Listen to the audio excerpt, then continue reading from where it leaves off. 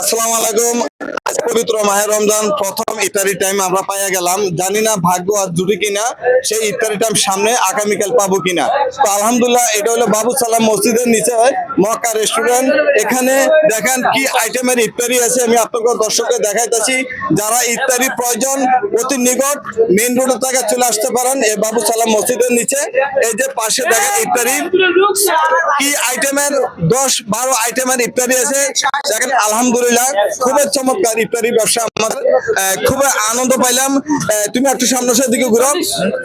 এই যে দেখেন, এই যে রাস্তার জাম, এর ভিতরেও আলহামদুলিল্লাহ আমাদের ইফতারি ব্যবসা আমরা বন্ধ করি নাই। কারণ দোয়া করবেন যেন এই 30 রোজা ইফতারি আমরা চালাই যেতে পারি এবং সবাইকে ভালোবাসা দিতে পারি। আর আমাদের জন্য দোয়া করবেন যেন প্রতিটা মুসলমান 30 রোজা পালন করে যেতে পারে।